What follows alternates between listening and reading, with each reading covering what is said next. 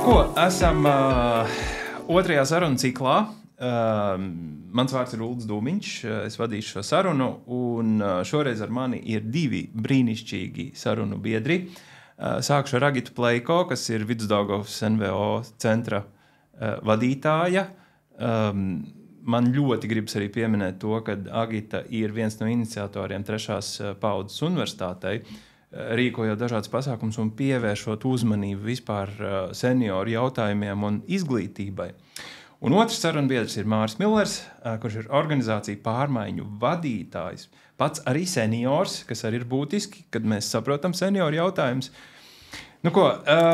Ķersimies klāt pie sarunu tēmas. Mums ir sudraba ekonomika, darbs, pensijas un finanses vecumdienās vai senioru vecumā. Un varbūt iepazīstiniet katrs ar sevi, ko jūs ikdienā darat un kā jūs redzat šo te sudraba ekonomiku, kas tad īsti tas ir? Man laikam jāsāk. Jā, labdien, es esmu Agita Pleiko, pārstāvu Vidusdaugavas NVO centru. Ikdiena mana paiet birojā, Vidusdaugavas NVO centra birojā, kurš atrodas Jēkabpilī. Tā kā mūsu darbības sfēra ir Jēkabpils novads, vienā otrā projektā arī Aizkraukles novadu pieķeram klāt, bet trešās paudzes universitāšu tīkla attīstība, tas ir tāds daudz apjomīgāks projekts, kas iet visā Latvijā, ja, un mums partneri ir visā Latvijas teritorijā. Projekts diezgan ilgs, cerams, ka arī būs ar rezultātu, un šī projekta ietvaros mēs arī runājam par sudraba ekonomiku. Esam tikušies ar ekonomikas ministriju, viņi ir rādījuši savu to ekonomikas redzējumu, bet par to varbūt mazliet vēlāk. Tad man ikdiena paiet Vidusdaugavas NVO centras birojā. Paldies. Jā, labrīt vai labdien tiem, kas skatās vai klausās. Vai labvakar. Man sauc Māris Millers, un dīvaini bija, ka man arī nosauc par senioru, jo laikam tajā kategorijā 50 plus vai 55 plus, jā, nu jau esmu. Līdz tiem 65 plus vai līdz pensijai vēl ir kāds laiciņš strādājams. Man ir tādas tā kā divas vai trīs lomas. Viena ir, ka es tiešām esmu organizācija pārmaiņu vadītājs, citreiz to sauc par biznesa konsultants vai mentors vai biznesa treneris, strādāju ar dažādu veidu uzņēmumiem, citreiz ar startupiem, citreiz arī ar pieredzējušiem lielākiem uzņēmumiem, kurus bieži vien jau arī vada tie cilvēki, kas ir seniori, kas tur pirms 30 gadiem savas firmas dibināja. Otra loma man ir universitātē. Es esmu pasniedzējis Rīgas Tehniskā universitātē uz nepilnu laiku, bet arī par biznesa plānošanas uzņēmēju darbības jautājumiem. Tad es laiku pa laikam kādu produktu mēģinu attīstīt, kādu biznesu izkustināt, tā kā arī tā praktiskā uzņēmēja darbības pieredze arī laiku pa laikam ir. Un dažos projektos mēs esam arī sadarbojušies ar Vidusdaugavas NVO centru, kur ir runa par vai nākotnes plānošanu vai stratēģiju, vai arī par tieši tādu prasmju attīstību uzņēmēja darbības jomā vai projektu vadīšanas jomā. Tā kā tāds arī vienu pirkstiņu esmu atdevis šim te senioru jautājumam, bet tas varbūt reizēm tas pirkstiņš aiziet līdz alkonim. Un arī šodienas tēmas sakarā tad tas, ko Māris mūsu projektos un arī tajā apritē bieži vien ienes, man liekas, ir ļoti svarīgi to skatu no kā tas nevalstiskais sektors izstās no biznesa vides un kā biznesa vides idejas reizēm var derēt arī nevalstiskajā sektorā. Tā ir skaidrā arī sudraba ekonomikā. Par pārmaiņām NVO sektorā. Pārmaiņas skaidrs mums nav nekas stabilāks kā pārmaiņas. Ja? Es domāju, ka biznesa pielāgojas, tas ir izdzīvošanas jautājums, bet kā no malas izskatās NVO sektors ar šiem pārmaiņu jautājumiem? Man tā gribās teikt, ka pārmaiņas, man liekas, ka nevis tāda slikta lieta, bet man liekas, ka tā ir dabiska lieta. Tāpatās kā mums te gada laiki mainās, tur brīžam uzsniegs un brīžam viss nokūst un dzied. Un dabā kaut kādas pārmaiņas notiek un jāsagatavojas tām pārmaiņām. Un tāpat tās arī sabiedrībā. Ja mēs skatāmies uz kaut vai pēdējo 10 vai 20 vai 30 gadu, ir bijušas kaut kādas krīzes, kaut kāda attīstības posma. Cilvēki noveco, cilvēki slimo, cilvēki atveseļojās, cilvēki rada ģimenes un precās un šķirās un audzina bērnus, un tad tie bērni izauga. Man liekas, ka tās pārmaiņas visu laiku notiek un arī modes un tehnoloģijas mainās. Tāpēc es ar savu pieredzi, cik tur jau 20, 30, 40 gadu visādi veidi pārmaiņās, es teiktu, tā ir tāda ļoti normāla, dabiska lieta, drīzāk par to vajag domāt, par to vajag rūpēties, nekā no tā baidīties. Un vēl tā varētu teikt, labāk tās pārmaiņas ir vadīt, nekā no viņām ciest. Nevadīt, nekā ļauties plūsmai, kur aiznesīs, tur būs zem. Turklāt arī piebilstot, kad Māris mums bieži vien vada šo strateģiskās plānošanas, dažādus seminārus un dialogus. Un tas Māra teiciens, ko viņš stabili mūsu biedrībā ir ienes, ka stratēģijas rada ne nolikšanai plauktiņā, bet ka stratēģija, viņš mūs ir pieredinājis, ka stratēģija ir dzīves dokuments, kuru ir vērts un nepieciešams ik pa laikam paņemt rokās, aktualizēt un pārunāt, kas tur ir mainījies.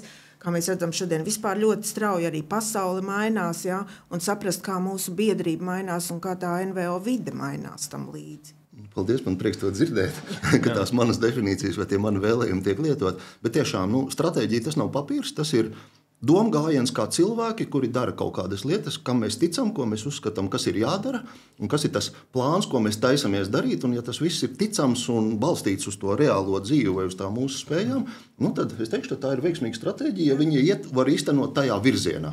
Pa ceļam tur visādi brīnumi notiks, un tad attiecīgi tāpēc tā stratēģija ir vai nu jākoriģē, ja dzīve pavisam mainās, tad viņi ir jāpārskata un jāpārtājas. Ir labi kādu cipariņu pamainīt, ko mēs gribam sasniegt, un varbūt, ka mums izdodas labāk un to cipariņu vēl palikt lielāku. Bet par sudraba ekonomiku, kas jums ir sudraba ekonomika? Bet es šeit drīzāk prasīšu nevis pareizu definīciju, bet jūsu pieredzē, kas tas ir un kāpēc tā ir svarīga Latvijā, vai arī otrādāk mēs varam sākt, kāpēc tā ir svarīga pasaulē, un tad kāpēc tā ir svarīga arī pie mums.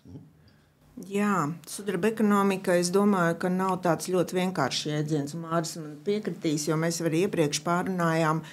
Sudraba ekonomika no vienas puses tie ir par pakalpojumiem, par produktiem, ko sabiedrībai ir jārada, tieši tāpēc, ka sabiedrība ļoti strauji noveco.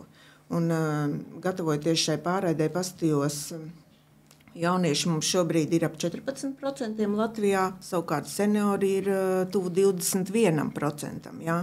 Tā kā tas ļoti labi raksturo, ka mēs esam novecojuši sabiedrību ne tikai Latvijā, Eiropā un arī globāli tā ir problēma. Ja? Un tātad vienu rakursu, kā mēs varam skatīties uz sudraba ekonomiku, tas ir radīt pakalpojumus un produktus, kas ir nepieciešami cilvēkiem senioru gados. Un otrs ir par to, kā seniors var turēties, palikt darba tirgu, ja viņš jūtas tam atbilstoši, spēcīgs, un vēlas arī pēc aiziešanas pensijā palikt vai nu darba tirgu, vai iespējams radīt arī savu saimniecisko darbību un būt pats sev darba devējs. Un varbūt ne tikai pats sev, bet vēl kādiem cilvēkiem, 3-4, kuri gatavi viņam pievienoties. Un tas ir mans tāds ātrais redzējums, kā es uz to skatos. Un ir vērts runāt, un noteikti es gribētu šodien izvērst diskusiju par to, kā senioram turpināt palikt darba tirgu, un ne tikai no senioru viedokļa, bet arī, ko valsts varētu darīt un kādā veidā. Man ir dažas idejas, es ceru, ka mēs vēlāk to pārunāsim. Noteikti. Es tomēr pielikšu tādu, varbūt kādu no definīcijām klāt, jo tas jēdziens pats tā sudraba ekonomika vai silver ekonomija, laikam viņi sākusies tādu pirmo reizi pieminēta, vai vismaz rakstos pieminēta 70. gadi Japānā. Un Japāna, tā zinām, kā cilvēki, kur strādā cītī, un tad viņi pēkšņi noveco, un tad ir tāds cilvēku ir daudz. Un tas pirmais jēdziens tiešām bija par to, ka produktu izstrāde tiem senioriem vai tiem vecākiem cilvēkiem, jo viņiem ir citas vajadzības. Tur cits apģērbs, cita veselība, cits tur kultūra. Bet tos produktus izstrādā arī, ne tikai seniori, tie izstrādā arī... Es domāju, viņi piedalās. Tas ir tas pirmais jēdziens, no kā tas sākās, ka, teiksim, tas ir vesels liels tirgus, ja? Ja mēs Latvijas statistikā sakam, tie virs 65 gadi, tie 20 cik tur procenti, ja mēs skaitām virs 50 vai 55 gadiem, tad tur jau ir 35%, jeb trešdaļa sabiedrības jau ir tie mūsdienu seniori. Un pēc 10 gadiem ceturtdaļa. Tas ar 50. Jā.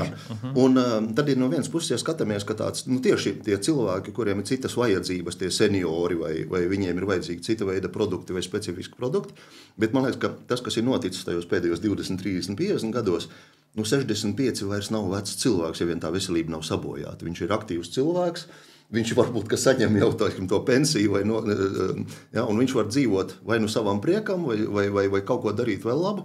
Un tāpēc, man liekas, ka runājot par šo te sudraba ekonomiku ir svarīgi domāt gan par šiem te produktiem šai auditorijai, gan par to, kā šie cilvēki paši atrodas aktīva apritē, ja mēs runājam ekonomikā, biznesā, vai veido savu biznesu, vai strādā algotu darbu, vai nopelna sev kaut kādu papildus iztiku.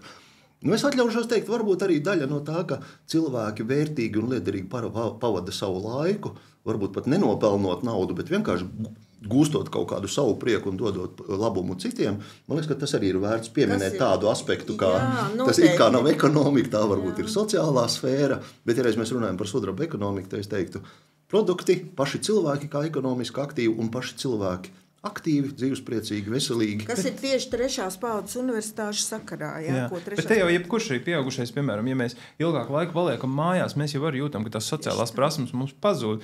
Un tas jau nav tikai senioriem, bet tas ir īpaši izteikti senioriem, jo liekas, ka ir kaut kāda tā robeža šķirtne, kad es esmu sasniedzis to pensiju, tad es eju atpūsties. Un tad jautājums, cik ilgi es eju atpūsties un kurā brīdī es saprotu, ka es baigi arī atpūsties negribu. Man liekas, ir svarīgi par šīm lietām runāt, un atkal ļoti labi, ka tāds podkāsts ir un arī cita veida komunikācija, par to runā. Tāpēc, ka atkal citi domā, es beidzot aiziešu pensijā un tad es sākšu dzīvot.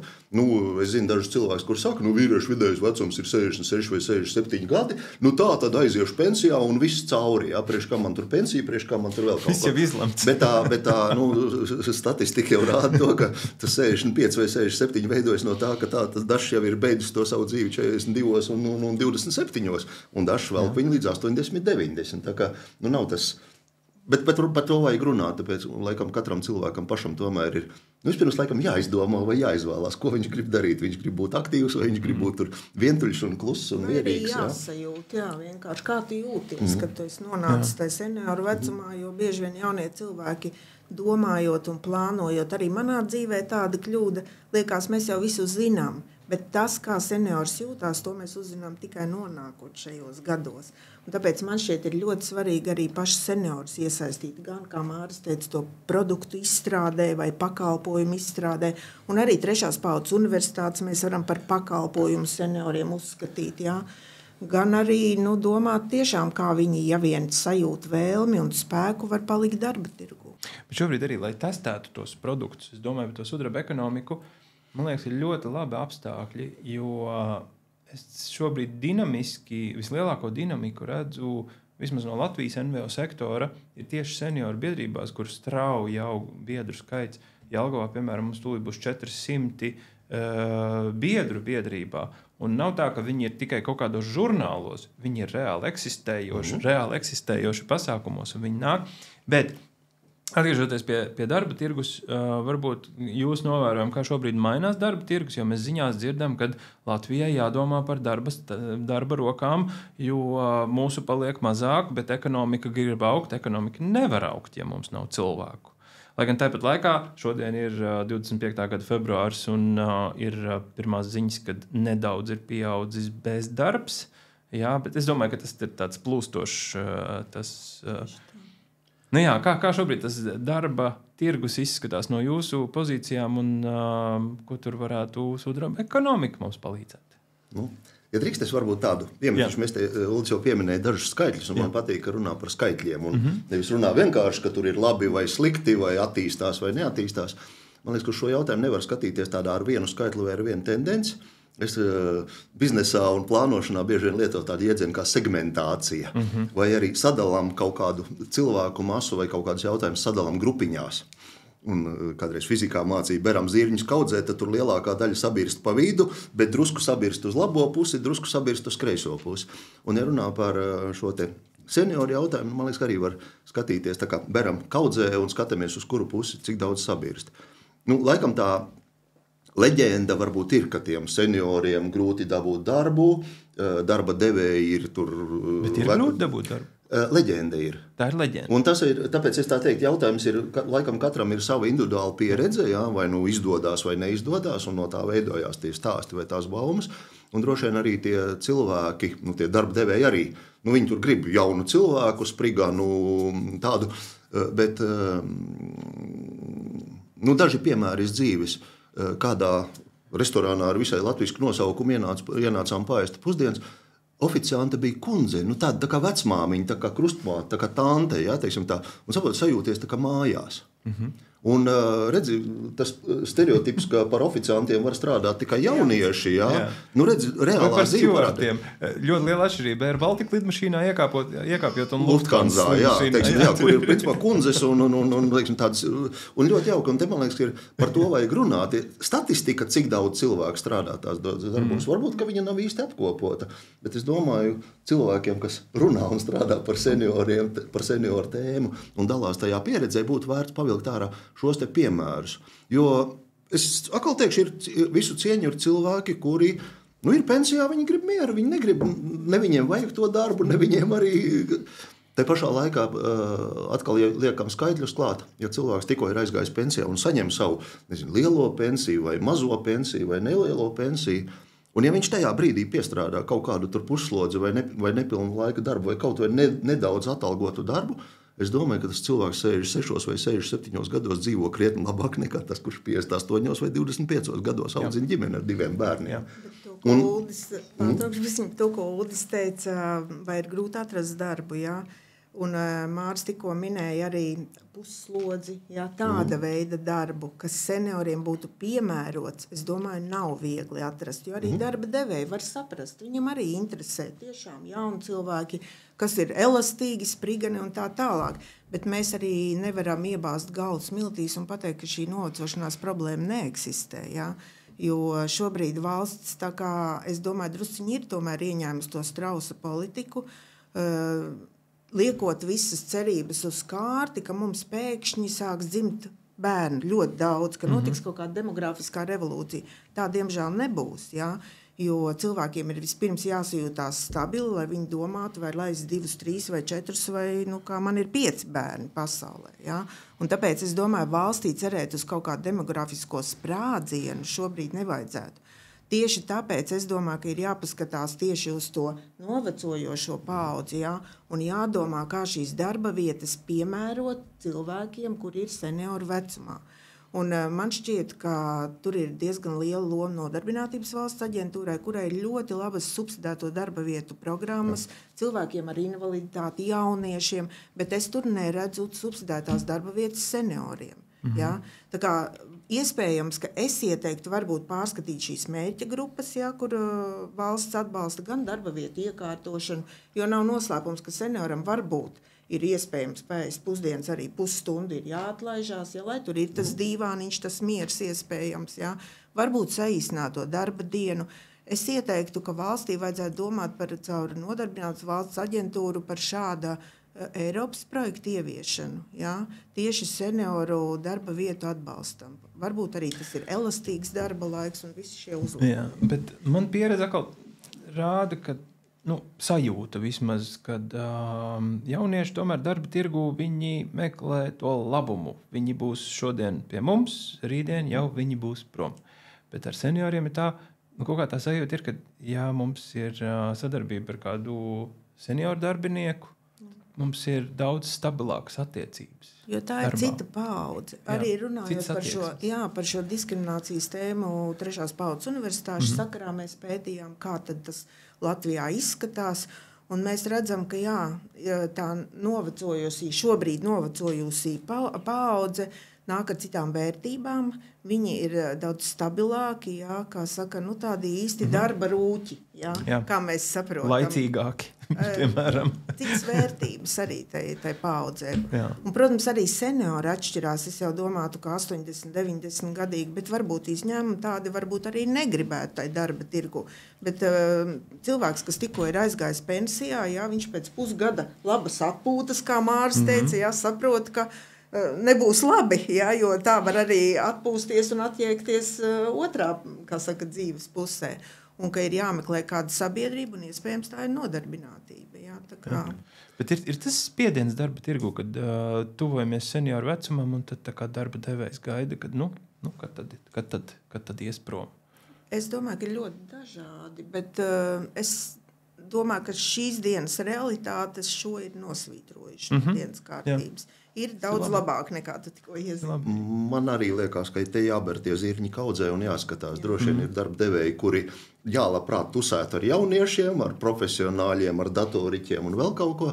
Un ir tie paši darba devēji, kas varbūt paši ir 50, 60 gadu vecumā vai ar ģimeni, vai ar bērniem, vai ar krustbērniem. Un tad viņi saprot, ka cik svarīgi tomēr ir turēt to cilvēku darbā, lai viņš sagaida mierīgi bez stresa savu pensiju un tad izlēma, ko darīt tālāk. Vai arī Rīgā varbūt, ka to liekas, ka tā kapitālisma galvaspilsēta, bet kādās mazpilsētās vai ciemos, es domāju, ka arī ir tie cilvēki, kas rūpējas, ka es esmu daļa no šīs te pilsētas vai no šī te ciema, un tāpēc es veidoju to darba vietu vai to darba vidi, lai te saviem cilvēkiem būtu. Bet arī Rīgā, Māri, arī Rīgā, pat ekonomikas ministrijā kā reiz runājam, ka nāk liels loģistikas uzņēmums, neprasiet nosaukumu, nepateikšu un arī neteikšu, zināt. Bet viņi meklē tieši senioru gadu cilvēkus tieši šo īpašību dēļ, ko mēs tikko pārunājām. Bet man gribētos varbūt drusciņi pavērst to sarunu nākot. Šodien atcerējos, ir tāda laba filma Praktikants. Gan jau esat redzējuši, ar Roberts De Niro, laikam galvenajā lomā. Un, man liekas, tas ir tāds, tā kā, tam, par ko mēs pārunājām iepriekš, tāds tā kā kopsavilkums, ka kur ir iespēja, prakses vietas, iespējams, ka valsts to atbalsta, kaut kāda darba vietu pielāgošana, un paaudzes var vienoties, un radīt gan jaunais cilvēks, gan arī tas seniors radīt. Bet te ir jautājums, vai darba devējs apzinās šīs īpašības? Visi nevar būt Roberts De Niro. Nē, protams, visi arī nevar būt perfektie seniori, kurš atnāk un visu izdara. Tur arī prasmes, mums ir digitālās plaisas. Es gribētu atkal pateikt, kas ir darba devējs. Ja piemēram, tas restorāns vai tā restorāna ķēde, kurā ir tur, 20 cilvēku, 50 cilvēku vai 70, un tur ir tas īpašnieks ar vārdu un uzvārdu, tad tas varbūt ir ļoti atkarīgs no tā paša cilvēka, no tās personiskās attieksmes. Ja runā, es ticu, tas loģistikas centrs, kas ir kaut kādas varbūt, tur rietumu kompānijas filiāli, kuri ļoti labi saprot, ka šeit dabūt 50 darbiniekus, jauniešus, tur spriganus, spēcīgus nevar, tāpēc viņi veido to darba vidi no tā brīvā segmenta, kas ir šie te pensijas vai pirmspensijas vecumu un pielāgo viņiem, ka viņiem droši vien būs ērti ratiņi, ko stumt, hidrauliskie pacēlāji, lai pašiem nav jāstaipa lietas, svītrgadu lasītāji, lai nav jālasa birkas nesaprotamā valodā vai neskaidrā rokrakstā. Tās paudzes vērtības un noturīgi. Un darba laiks 4 stundas vai 5 stundas dienā un rītā vakarā pusdienā svētdienā. Un es domāju, ka tāda, nevis ar to slikto kapitālista apziņu, bet ar tādu ļoti gudru procesa plānotāju apziņu. Un ja tie cilvēki to vidi saprot, tad viņi organizē savu procesu, pakārto, lai cilvēks seniors vai cilvēks ar nepilnu spēku vai ar nepilnu laiku varētu to darbu darīt. Un te, man liekas, tiešām ir Latvija ir it kā maza, bet es arī esmu redzējis gan brīnumus vienā galā, gan brīnumus otrā galā. Un man liekas, ka ja ir tāda laba prakse, par to ir vērts runāt, ir vērts atgādināt. Tas notiek. Statistiski vai tas ir daudz vai maz, mēs par to varbūt ka nezinām. Un par to labo praksi papildinot, kā mēs zinām, Latvijā bieži vien izvēlas runāt par slikto praksi. Un tas arī ir par to diskriminācijas domāšanu, kas Latvijas sabiedrībā ir pat nemanota, bet ir nostiprinājusies. Un savukārt par tiem labajiem piemēriem mēs tā kā vai aizmirstam, vai liekas, tas jau pats sevi saprotams. Tā kā es domāju noteikti. Un Mārs arī pieskārās tam, ka mazpilsētās senioru noturēšana un atgriešana var būt darba tirgu, pilnveidojot kaut kādas mikrokompetences.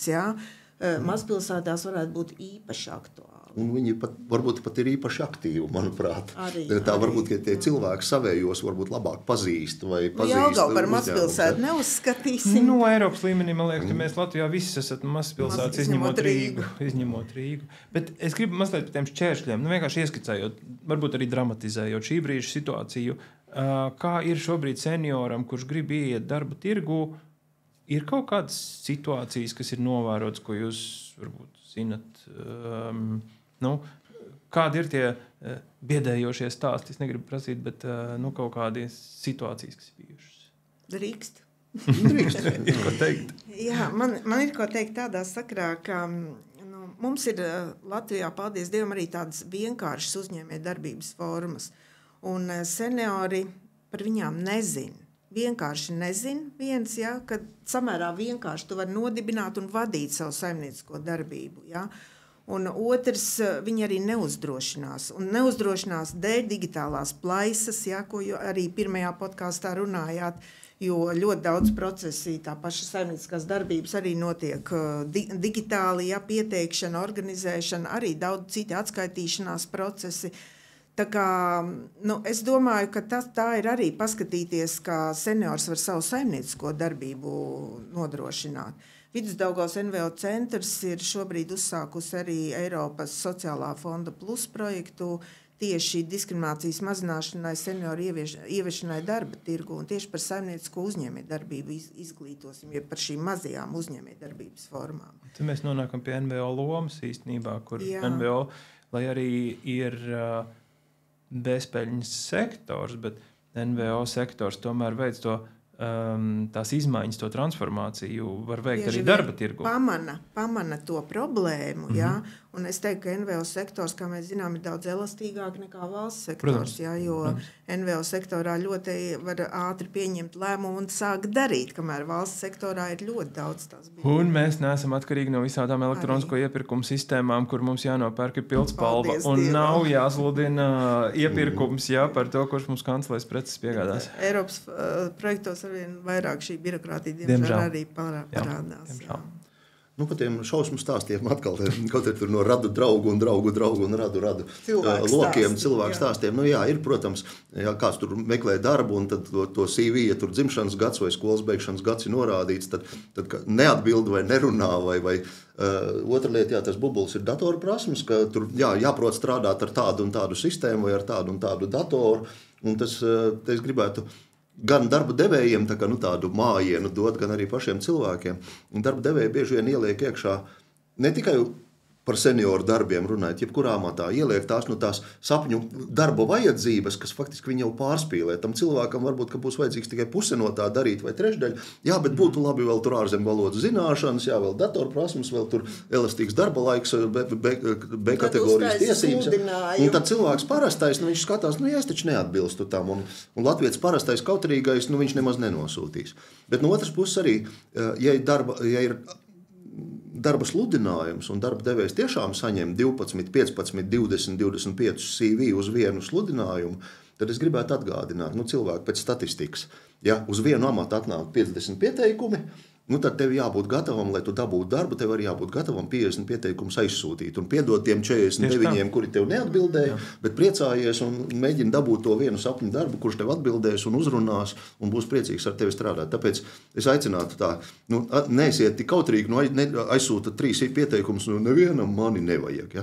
Turpiniet sūtīt. Skarbi ir.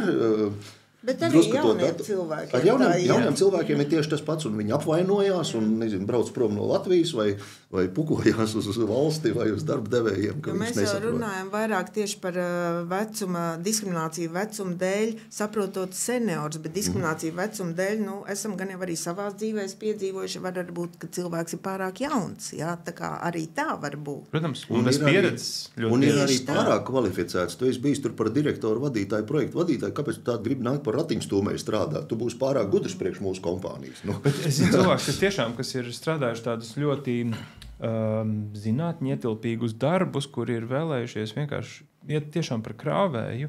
Tieši tāpēc, ka viņi grib atbrīvot to spriedzi galvā, kas notiek. Bet tagad pārceļamies uz to darba devēja vidi. Respektīvi, vai ir kaut kādas prasības, respektīvi, ko darba devējs varētu vairāk darīt, lai seniori nāktu strādāt? Vai ir kaut kas jāpielāgo? Mēs iepriekšējā sarunā runājām arī par to, ka ja mēs gribam izplatīt ziņojumus senioriem, ļoti bieži mums jāņem vērā, ka mums ir vajadzīga tāda skaļāka, lielāki burti, košākas krāsas, jo tomēr tā redz arī ar gadiem arī nevienmēr paliek labāk. Kas ir tas darba devēja, tās lietas, ko mēs jau pāris lietas pieminējām, bet varbūt ir kaut kādas vēl. Es gribētu uzreiz teikt, ka valstī arī ir jānāk palīgā. Jo ļoti, ļoti paļauties uz to, ka darba devējs būs tas, kuri būs vienmēr tie saucamie labie darba devēji, kas tur pa labi nobirs, tie labākie no tās zirņu čupiņas arī nevajadzētu. Un man šķiet, ka tieši tādu senioru subsidēto darba vietu izveidē būtu jānāk valsts atbalstam. Vispirms varbūt definējot, kāds šis atbalsts varētu būt, tad piedāvājot, izstrādājot, teiksim, darba vietu aprīkošanu, jā, lai darba devējs piesakās, ka viņš gatavs ņemt, teiksim, nodarbināt 4-5 seniorus un viņiem aprīkot darba vietas. Atkal ergoterapeits varētu izvērtēt, jā, kas šiem cilvēkiem konkrētajiem ir nepieciešams, un šo darba vietu aprīkošanā tad ieguldās valsts. Jā. Iespējams, arī kaut kādas nodokļu atlaides varētu būt. Es zinu gan, ka valsts ne īpaši augsti ievies nodokļu atlaides. Tā kā es šeit saredzu vairāk to valsts atbalstu. Labi, ka pieminēji to nodokļu atlaides, jo patiesībā tie, kas ir pirms pensijas vecumā, bet skaitās seniori, no 55, jā. Prieks iepazīties. Jā, es arī tur tuvojos. Un ir šis te minimālais sociālais nodoklis, kas par darbinieku ir jāsamaksā. Tas nozīmē, ka šobrīd cilvēki, kas varbūt gribētu pāriet uz pusslodzi, ceturdaļas slodzi, viņi to nemaz nevar darīt, jo viņiem nav interesanti darba devējiem. Viņi nav interesanti darba devējiem, jo darba devējiem jāpiemaksā diezgan liels tas sociālais nodoklis par to darbinieku. Tas būtu, man liekas, viens mājas darbs, kas ir valstī jāizdara. Ja es būtu menedžeris ar 2000 algu un strādātu uz pusslodzi, tad ir viss kārtībā. Ja? Bet ja tas ir vienkāršais darbs, kurš ir citādāk novērtēts uz 800, 900 vai 1000, tur pusslodze nesanāk. Ja? Tas būtu valsts uzdevums. Es nezinu, kā ir ar likumdošanu Latvijā šobrīd, vai tur ir kādas iniciatīvas. Es zinu, ka dažās rietumu valstīs ir, ja ir pietiekami liels uzņēmums, tur ir 500 vai cik tur darbiniekiem, tad tur noteiktam procentam darba vietu jābūt ir. Vai darba vietas cilvēkiem ar īpašām vajadzībām, vai arī noteikts procents ir seniori jāņem darbā. Mazos uzņēmumos, tur, kur ir 2, 3 vai 5 mazajos privātajos, tur tādu laikam regulāciju nevar ielikt iekšā, ka tev no 5 darbiniekiem vienam jābūt ir senioram. Un tas varbūt nebūtu prātīgi. Bet vismaz lielie uzņēmumi bieži vien arī definē savu sociālo atbildību. Ja? Tad tas būtu tas praktiskais, ka viņi arī parūpējas. Lai gan tie lielās labās kompānijas tieši to jau arī dara. Viņi izveido tur birojus ar liftu iebrauktuvi un klusākas telpas vai arī... Gribēju tieši arī teikt, ka varbūt tas būtu tāds stimuls un nopietns atbalsts tieši tādiem maziem vidējiem uzņēmumiem. Ja? Jo man liekas, ka valstī vajadzētu savu to plecu dot pie jebkura seniora, kurš tiek paņemts darbā jau uz šo elastīgo vai uz pusslodzes darbu, un tad darba devējs viņam tiek piedāvāts šis un šis. Jā. Es drīkst iemetīšu vēl, mēs runājām par, es tāds optimists esmu, ja, un mēs vienā brīdī pieminējām... Nelabojams, jā, bieži vien saku nelabojams. Jā. Mēs te runājām par it kā bezdarbu, it kā demografisko krīzi, bet tajā pašā laikā es ar cerību skatos uz Latviju, ka mēs tomēr esam tādā dievzemīte vai brīnumzemīte savā ziņā. Mums to cilvēku tiešām nav daudz. Tā dzimstība tiešām būs arī tie pusotra. Nenotiks brīnums, ka pēkšņi tur sāksies 2,5 vai 3 uz katru pāri. Ja? Bet kas notiek ar mūsdienu tehnoloģijām? Visus ļoti daudzus darbus tagad dara vai roboti, vai elektroniskie norēķini, vai skanēšana un tā tālāk. Un tāpēc es tā sagaidu, ka pēc 2, 3, 5 vai tuvā nākotnē, ka tā darba vide izmainīsies tāda, ka mums birojā vai rūpnīcā vai ražotnē vajadzēs tur tos 4 vai 9 vai 12 augstākās klases inženierus, programmētājus, datoriķus, plānotājus, kur tiešām ir darbs jauniešiem un varbūt tur spēcīgiem ārzemes speciālistiem, labi atalgotiem. Un tad paliek pārējais darbs ir ratiņstūmējs, durvju atvērējs, gultu uzklāt, ierādīt cilvēkiem virzienu. Es reizēm te ceļoju pa Eiropu vai Anglijā ir cilvēki no rīta pie skolas dzeltenās vestēs, kas regulē satiksmi, kad bērni nāk uz skolu. Lielisks 2 stundu darbs. Kam? Senioram. Ja? Lidostā stāv cilvēks, kurš regulē plūsmu. Tagad ejiet pie 12. lodziņiem, tagad ejiet pie 7. lodziņiem. Viņš pasaka labrīt un sasveicinās. Ja? Darbs senioram, vai viņam tur 3 stundas strādāt, vai 8 vai 12, droši vien to var arī iekārtot, ka tas ir 3.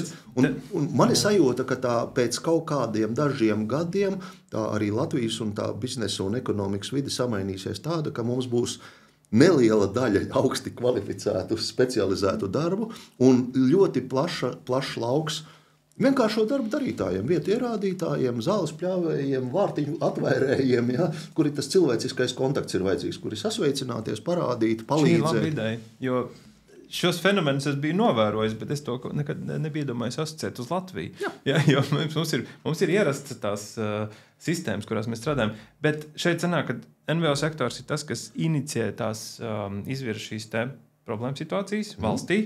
Tad valsts parāda gaismu, paspīdina. Un tad tas privātais sektors arī to, ņem vērā un ievieš. Bet kā būtu, ja mēs aicinātu valsts uzņēmumos sākt ar to, ka valsts uzņēmumos viņi izveido šīs te vietas senioriem un rāda to piemēru? Es domāju, noteikti tas ir jādara, jo biznesa sektors nebūs tie, kas tā ļoti aizdomāsies par šīm problēmām. Un pat tā kā tu teici, ja nevalstiskais sektors izgaismo problēmu un piedāvā risinājums, es nedomāju, biznesa sektoram nav pilnīgi nekāda pienākuma to ņemt vērā. Ja? Bet valstī ir.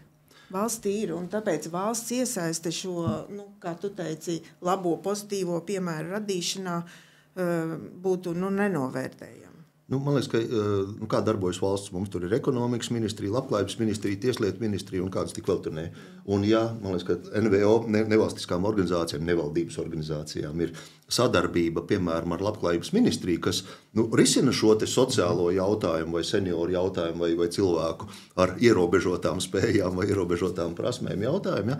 Tad, ja mums ir izēja uz labklājības ministriju, tad labklājības ministrija var ierosināt arī ekonomikas ministrijai virzīt kādas likumdošanas izmaiņas, kuras ieviest lielajās kompānijās vai vidējās kompānijās vai vēl. Pārtraukšu, bet es tev pilnīgi nepiekrītu.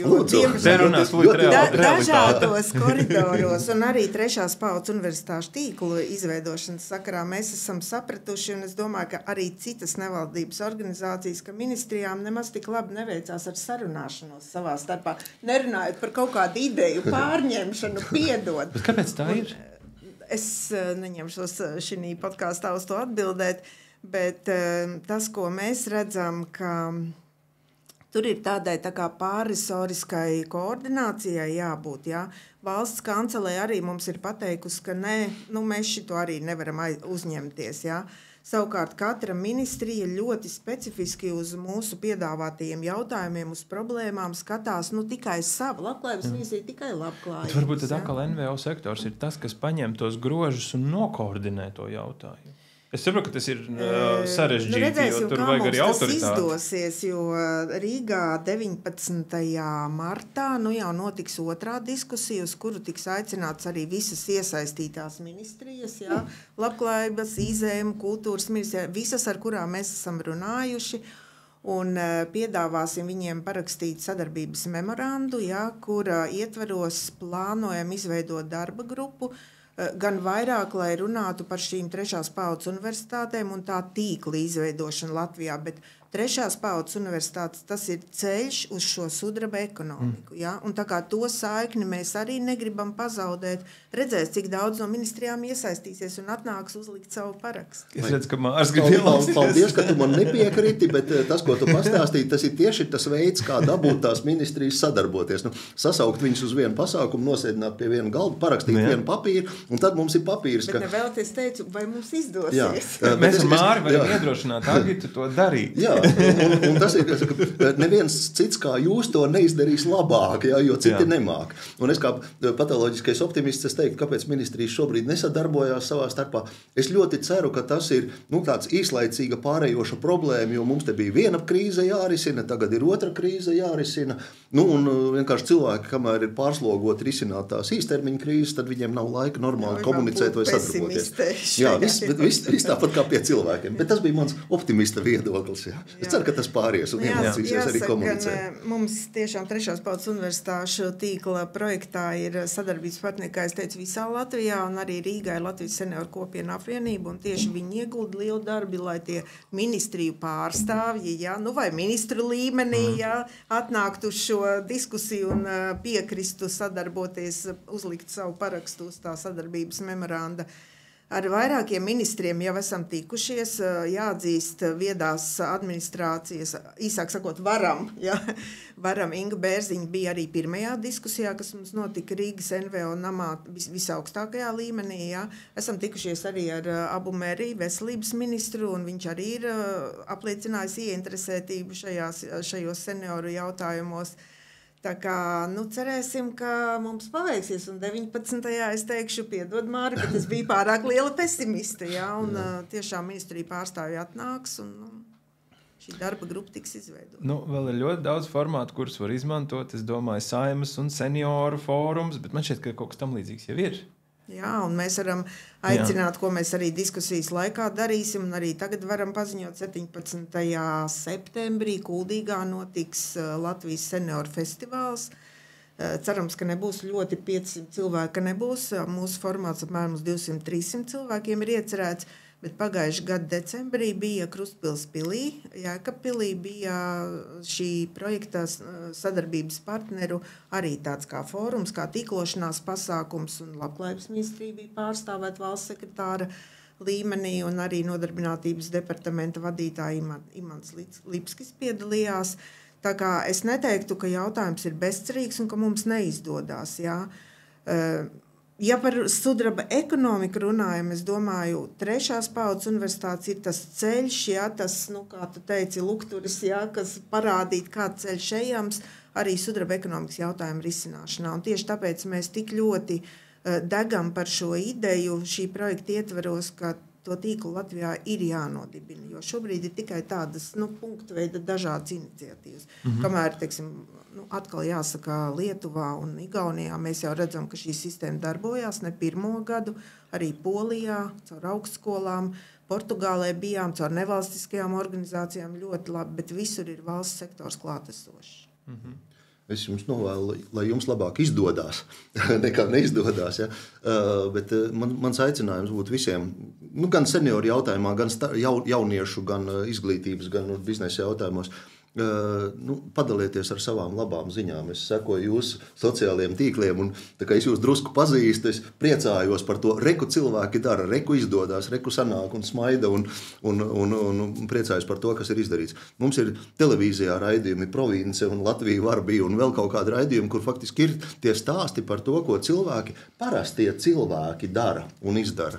Un es tā arī aicinātu, ja kādam ir tie sociālie tīkli vai raidījums vai podcasts vai kas, atgādiniet šos te labos piemērus, jo man liekas, ka arī pārdošanā vai mārketingā tas par sevi ir jāstāsta. Tas vārds komunikācija, viņš skan tā, tizlis svešvārdā tādā, negribās ar to nodarboties, izdarīsim darbu. Dokumentēt ikdienas gaitas, kur ejam, ko daram, ar ko parunājam, kāds ir rezultāts.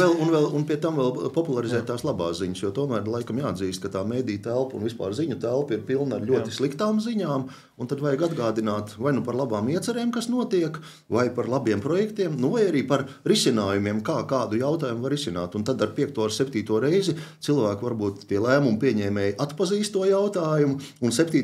vai 9. reizē arī pieņems lēmumu, ka jāsāk risināt, un tad tie risinājumi būs. Jo... Šīs nots atļaujiet man studijā nosaukt, jā, kas tad ir tie mūsu sadarbības partneri, kur tad mēs darbojamies. Tad Vidusdaugavas NVO centrs Jēkabpilī, šobrīd caur dienas centru kopā būt. Kuldīgas senioru skola, kas arī tiešām apvieno ļoti daudz. Ja tu teici, ka Jelgavā ir, tad es teiktu, Kuldīga ir līdzvērtīga, un gan jau arī Ingai Bērziņai tur ir bijis savs pirksts savā laikā pielikts, kad šo senioru skolu sāk attīstīt. Latvijas senioru kopiena apvienība, kas ir Rīgā darbojas pie Svētās ģimenes mājas, tad ir Ikšķiles senioru skola, Līvānos biedrība Baltā māja, bet Līvānos jaukā mazpilsētā, jā, tur arī ir dažādi. Tad ir no jauna pievienotie un dibinātie partneri Ķeipenes senioru skola, kas ir, var teikt, projekta bērns, dzimusi projekta laikā, jā, un ļoti aktīvi šobrīd darbojās Siguldas senioru skola, un, protams, Jelgavas senioru universitāte, jā, kur Ilga Antuža ļoti aktīvi darbojās. Šķiet, ka visus nosauca. Jā, tas ir svarīgi īstenībā celt gaismā tos, kas dara labos darbus. Bet atgriežoties pie ekonomikas, pie nodarbinātības, bieži vien parādās šis te jautājums, par to, kā palikt tajā darba tirgu senioriem, jo es vismaz atceros no saviem vecvecākiem, ka man vecāmāte gāja pensijā, darbā viņai bija milzīga balla, un tas tā kā cilvēks aiziet no tās pensijas prom, viņu vēl apsveic ar to, ka viņš aiziet prom. Man liekas, ka mūsdienām pat tas vairs neliekas īsti normāli. Tādas balles ir balles ir forši, bet kad cilvēka tas dzīves gājums ir sadalīts tik strikti, ja, ka tagad sākās pensija, tad ziedi un atā. lai labi atpūtu, jā. Nu, varbūt tajos laikos cilvēki tiešām gāja pensijā vai tā biežāk gāja pensijā. Tagad cilvēki domā to savu saimniecisko dzīvi. Nu, varbūt, ka vēl vajag pastrādāt, lai tur ceļojumu nopelnītu vai dzīvokli apmaksātu vai zālēm vai kas to zina, kas kuram ir vajadzīgs. Ja?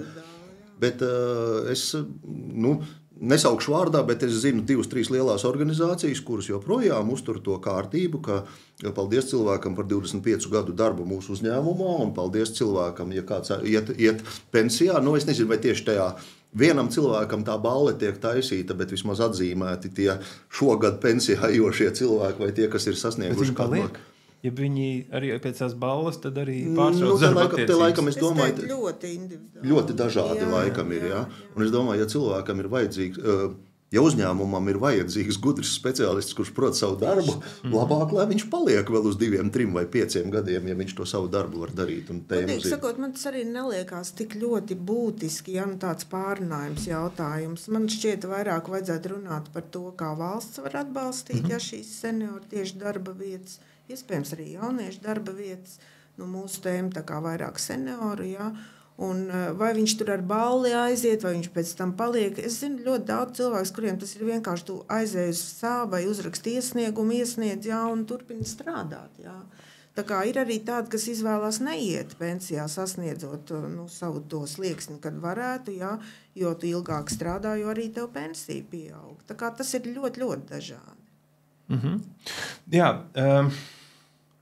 kāds būtu tas, jūsuprāt, ideālais scenārijs, ņemot vērā arī šī brīža apstākļus valstī, lai seniori mums paliktu darba tirgu, lai būtu šī sudraba ekonomika? Kas ir tie nosacījumi, kas ir vajadzīgi šobrīd? Labi, mēs runājām par Nodarbinātības valsts aģentūru, ka tur varētu būt arī kaut kāds atbalsts.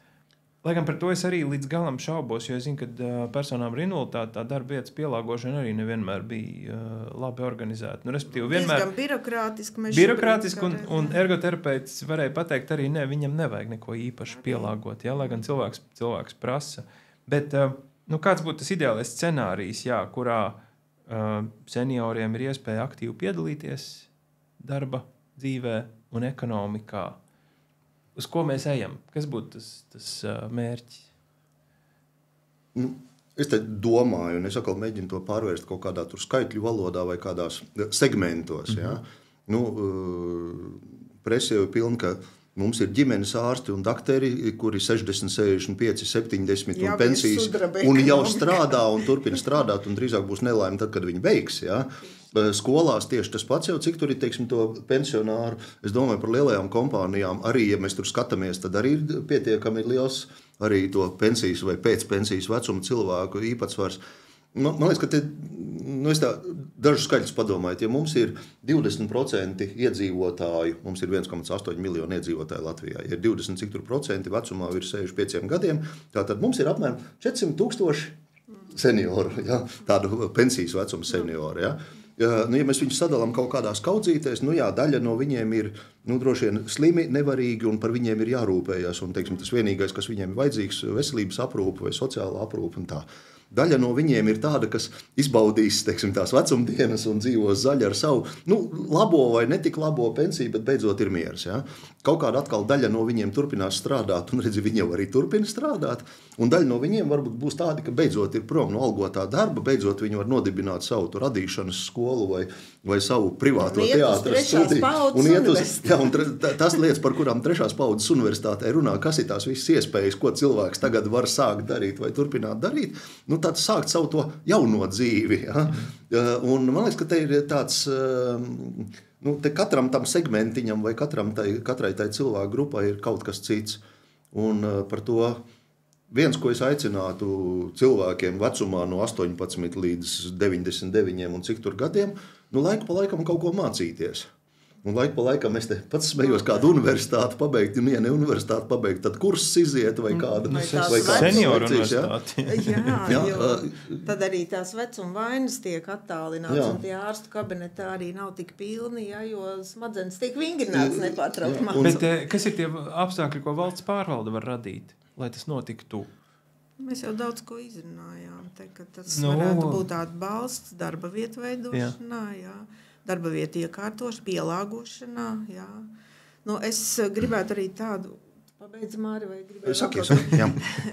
Varbūt arī pasmaidot nobeigumā, jā, gribētu teikt, ka viegli pateikt, sabiedrībā ir jāmaina tā domāšanas veids, ja, kas savā ziņā ir tāds nostiprinājies eidžisms, ja, bet grūti izdarīt. Ja, un kā tad to varētu izdarīt? Ja, nu, tā viegli arī pasmaidot, tās stāsts, kas mums klīst projekta ekspertu vidū, ir tāds, ka varētu tikt uzņemts seriāls, ja, kā, nu, mēs zinām, ugunsgrēks ļoti populārs, ja, un seriāla viens no varoņiem ir tāds, kas iet uz šo senioru universitāti, ja strādā sudraba ekonomikas darba vietā, ja ir nodibinājis, nostiprināt to, ka tas ir feini, ja, un diemžēl tā ir, nu, tā realitāte, kas mūsu sabiedrībā būs, lai sabiedrība ne tikai aizdomātos par to, bet beidzot sāktu darīt, ja, un lai mēs domātu par to kā par reālu lietu. Jo, ja nu, tas tiks pasniegts kā paši pat sev saprotams, ka nu, mūsu vecmāmiņa iet uz senioru universitāti, ja, un savukārt vectētiņš tur ir kaut kādā brīvprātīgajā darbā radīt jaunas tradīcijas sabiedrībā. Tas sanāca brīnišķīgs noslēgums, vienkārši novēlējums senioriem. Varbūt, ka tādā virzienā mēs varam arī Māris var noslēgt. Ņem to visu vieglāk. Jā, man prieks par to seriālu ideju, jo arī tas ir savu veidu komunikācija un savu veidu tas dzīvais piemērs. Varbūt, ka viņš tur ir iestudēts studijā, ka cilvēks iet uz senioru skolu numuru 5, nevis uz to konkrēto ielu vai adresi, ja? Bet tas, ka viņš tur ir iemācījies strādāt ar datoru vai apguvis kādu tur drukāšanas tur sistēmu. Ja? Un aizvelk vēl kādu līdzi. Man liekas, ka tie piemēri ir ļoti labi. Un kamēr mēs vēl dzīvojam tajā televīzijas laikmetā vai seriāla laikmetā, un cilvēku šo mēdīju lieto, es domāju, ka tas ir labs piemērs par valsti vai par pašvaldību, pat atkāpjoties atpakaļ uz ekonomikas teorijas senām dzīlēm. Tad, kad valstī vai pasaulē ir krīzes, tad tomēr ir liels tāds pašvaldības vai valsts uzdevums veidot šo te valsts pasūtījumu. Ja? Un tāpēc arī Amerikā tur krīzes laikā ir būvēti tilti un parki iekārtot. Un tā, nu, tas varbūt varētu arī atgādināt, ka pašvaldībai, nu, pa tiem satiksmes vai cilvēku regulētājiem pie skolas, ja, nu, tas laikam ir tīrākais pašvaldības darbs, izgudrot tādu amatu vai tādu lomu un apmaksāt viņu, ka cilvēks dara šo te palīdzēšanas darbu citiem. Parādīt kādu virzienu vai rūpēties par tīrību vai ar kādu sasveicināties. Tas varētu būt, tas būtu tāds vēlējums, nu, lai pašvaldības un valsts organizācijas uz brīdi atkāpjās no to krīžu un to aktuālo jautājumu risināšanu un padomā arī par šo te, kā risināt. Un, man liekas, ka NVO organizācijām ir tā iespēja pakūdīt viņus vai pakustināt, lai tas notiek. Man pati pēdējā noslēdzošā doma, un tas vairs īsti nebūs par sudraba ekonomiku, bet par to, lai seniori ir aktīvi sabiedrībā un paliek, un tad arī aizdomāsies līdz sudraba ekonomikai, bet par to, ka bieži vien tas ir arī brīvprātīgais darbs, ja, kurā varētu, un mēs runājam brīvprātīgā darba izpratnē ļoti visbiežāk par jauniešiem. Bet seniori ir otra liela, un kā mēs redzam, vēl pat lielāka mērķa grupa, ja, kuri iespējams arī labprāt iesaistītos. Un strādājot pie Labklājības ministrijas brīvprātīgā darba konsultatīvajā padomē, garš nosaukums, es esmu deklarējusi, ka es būšu tā, kas atgādinās, ka brīvprātīgais darbs tas ir arī par senioriem. Ja? Un būdams aktīvs sabiedrībā, tu bieži vien ieraugi arī to sudraba ekonomikas risinājumu, to savu uzņēmēju darbību, jeb to dialogu ar valsti, kurā to var ieteikt, kā to organizēt. Lieliski. Man liekas, jums ir brīnišķīgs redzējums par sudraba ekonomiku, un es gribu pateikties jums par darbu, ceļot un stiprinot sudraba ekonomiku, jo sudraba ekonomika ir sastāvdaļa no mūsu visu kopīgās ekonomikas gal galā. Paldies jums, Agita Pleiko, Māris Millers un mans vārds Ulds Dumiņš. Paldies, ka skatījāties.